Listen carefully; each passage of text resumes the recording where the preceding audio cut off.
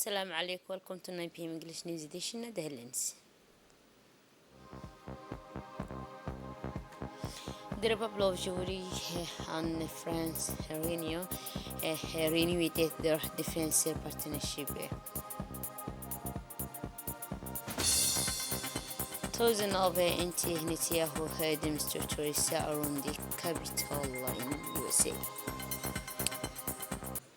Those were the headlines and welcome to the national news. The President of the Republic, His Excellency Guéli, was formally welcomed to the Élysée Place by his French counterpart, Emmanuel Macron, for a highly important meeting, marking the finalization and official signing of a new defense treaty between the two nations. On his arrival at the Élysée Place, President Guéli was greeted by Emmanuel Macron, whose smile and warm welcome reflected the quality of Franco-Djiboutian. As soon as they had exchanged a formal greeting, the head of state, in an atmosphere of cordiality and mutual respect, began a meeting behind closed doors, symbolizing the depth and confidentiality of their discussion. This very phase of the meeting was followed by an extended working meeting, bringing together the respective delegation of the two countries. The discussion covered a wide range of subjects, including the main economic project underway, with a particular focus on the construction of a new international airport in Djibouti. After the election meeting, under the Majesty Chancellor of the Élysée Place, the new defense treaty was initiated with a solemnity benefiting the occasion, strengthening strategic partnership and testifying to the trust and friendship between Djibouti and France. The ceremony, marked by a respectful solemnity, was a highly symbolic moment, marking a historic milestone in bilateral relations between the two nations. This moment marked not only the solidarity of the bilateral relation, but also a mutual commitment to work for peace and sustainable development. So, in the small exchange, the knowing glance and the firm handshakes reflected a shared desire to build a peaceful and prosperous future for their respective people. So, also, today the development of this cooperation bears witness to a rich and promising bilateral relationship where every meeting, every project, and every agreement signed is another stone in the edifice of a solid and lasting friendship. أنه the Prime Minister and acting Prime Minister Abdelkarim Mohamed received today at his office a high-level Qatarian delegation led by Qatari Minister of State for Foreign Affairs Sultan bin Saad Al Muraki. So the discussion between the two sides centered on cooperation strategy and planning for future events as part of the resolution of the conflict in Sudan. This recent meeting represents efforts by government and international, also regional organizations. So, in particular, the Jeddah process to further the quest for lasting regional peace.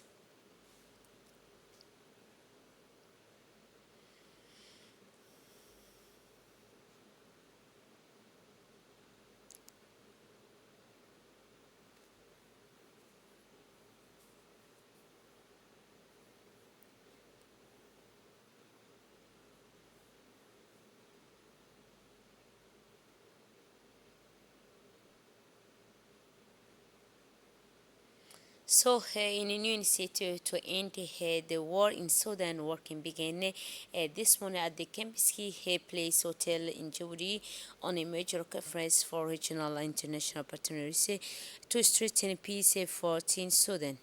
Shared by the Minister of Foreign Affairs, International Cooperation and Government spokesman, Mr. Mohamed Ali Yusuf.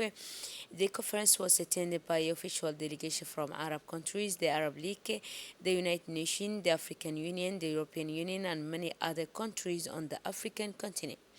Djibouti, which currently holds the presidency of the Intergovernmental Authority on Development, IGAD, hopes that this meeting will lead to a positive result that will put an end to the suffering of the Sudanese people. This 2 days conference follows a meeting of international regional players aimed at strengthening the coordination of peace initiative and efforts in Sudan, which was also held yesterday at the Kempinski Hotel Place.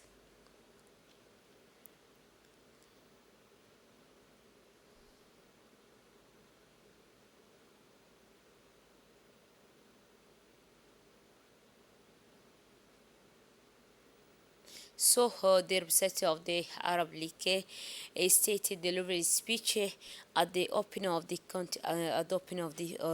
conference, in which he conveyed the greeting of the Secretary General of the Arab League, State Dr. Ahmed Abdul, Dr. Abul Gait, as well as his wishes for the success of this first meeting of its kind, dedicated to strengthening mutually understanding and developing a unified strategy for mediation efforts on behalf of Sudan. He stressed that the discussion reflected in the final communique of the first meeting held at the League of Arab States on 12 June, as well as in yesterday's consultative meeting, showed that the issues of restoring peace and stability in Sudan require more in-depth and regular discussion between us all in order to achieve harmony and cohesion, he said. The League Arab States representative. And now let's listen to the speech of the European Union representative. Here is speech. Risks to become one of the defining conflicts of this region and in fact in the world. The war is putting the sovereignty and territorial integrity of Sudan at risk. It is also already affecting the wider Horn of Africa and impacts dynamics in the Red Sea. And we are at the Red Sea and we can already feel the difficulties. Sudan has become one of the world's gravest humanitarian emergencies, with more than half of its population facing dire food insecurity. My team and I are in constant exchange with Sudanese people, actors, politicians.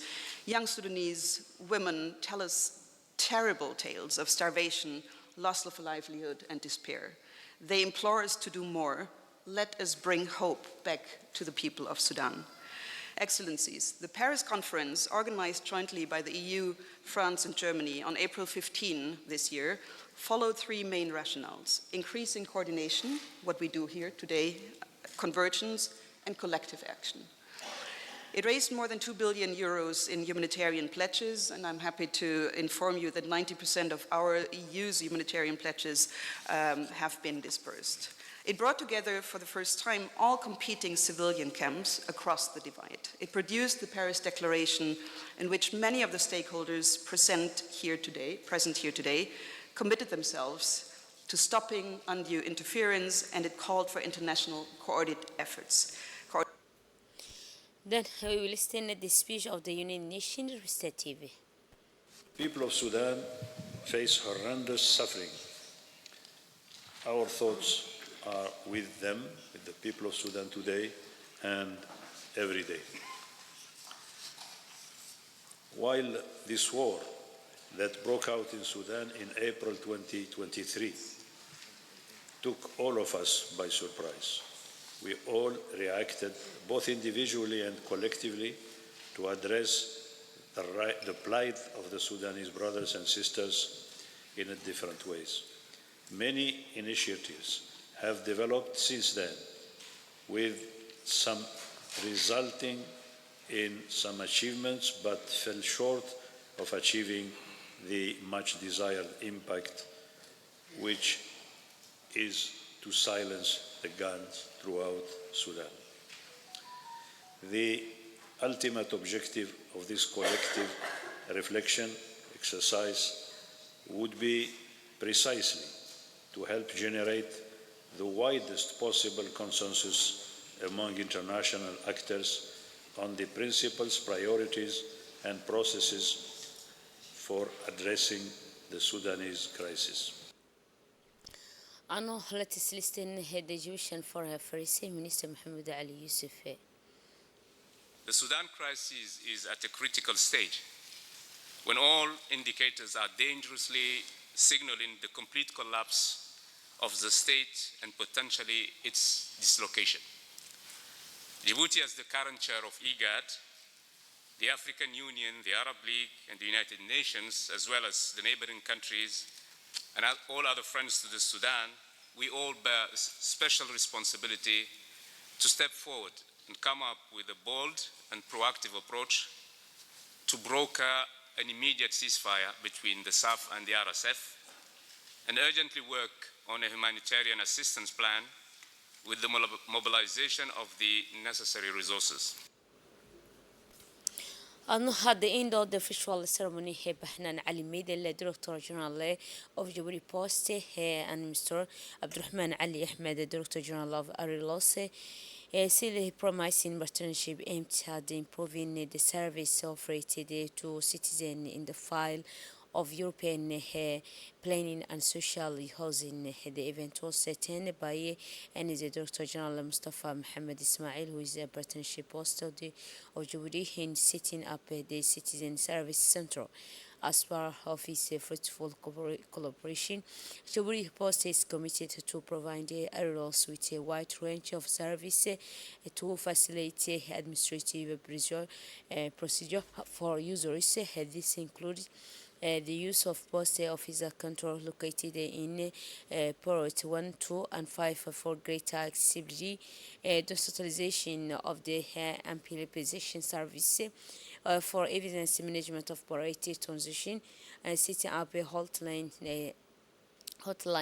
dedicated to the management of grievance in order to ensure a personalized follow-up of citizen requests. Also the creation of the debt collection unit to simplify payment procedure for our lost service, and lastly, revitalization and rising awareness of the need to recognize a professional title in order to improve ownership of land rights. On Wednesday, 24 July 2024, LVM closure ceremony was held at the CMA Conference Center to mark the campaign closing of the 12 International Advanced Investigators course and the second document for the course at the 3 HBG. The first course was held at the AE3 APG from 16 June to 24 July over a period of 6 weeks and brought together 18 trainees from the security force of 9 friendly African countries. The second international training course lasted 1 week and brought together 16 trainees from the security force and customer service, chaired by the acting Attorney General Mr. Ibrahim Elmi Wais. The event was attended by the representative of the brief of Arta region, the president of the Arta region Council, the defense attaché to the Ethiopian Embassy in Djibouti, the international security attaché to Ethiopian Embassy in Djibouti, and the Minister of the Defense, the international security attaché the French Embassy in Djibouti, the representative of the Director General of the National Policy, the representative of the head of the national security, the representative of the commander of the Coast Guard, and several senior officials from the National Gendarmerie.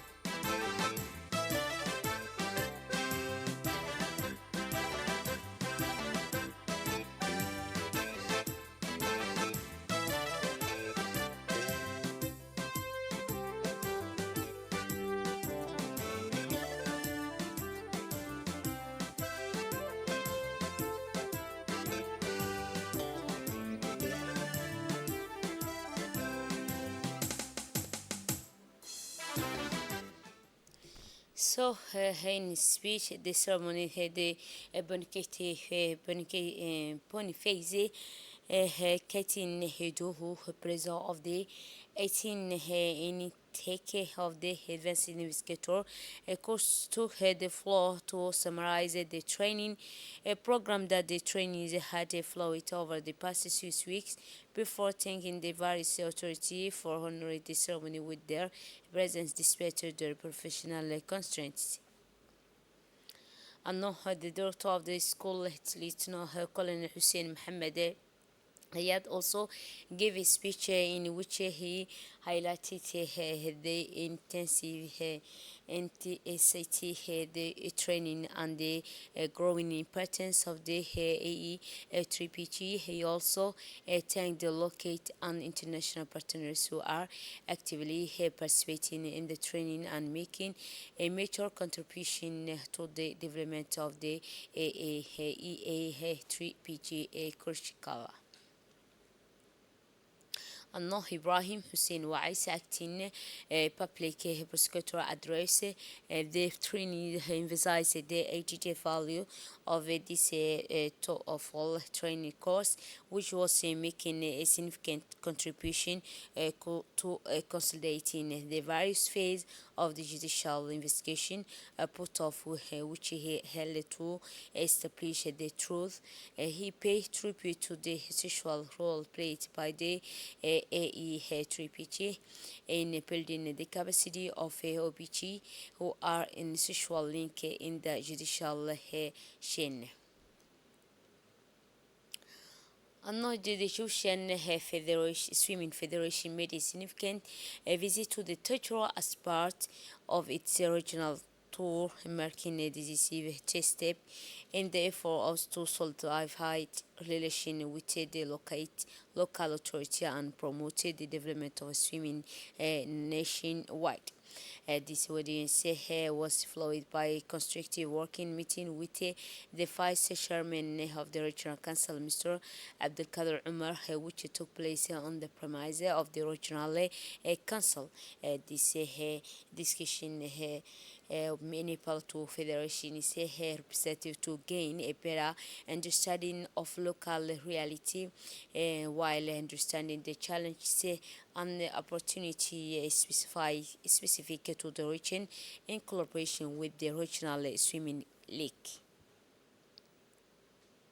Enough international has seen thousands of people, including Twitch American, demonstrated in the Washington on Wednesday as Israel Prime Minister Benjamin Netanyahu addressed H1 section of the U.S. Congress. They had descended on Capitol Hill, the seat of the U.S. government, shutting free Palestine as some have tried to block streets ahead of Netanyahu's speech. Police wearing gas mask and blockaded the crowd, which was calling for an end to the war that has killed more than 39,000 Palestinians from getting closer to the capital. That's it for this edition. Thanks for your attention. Wonderful evening.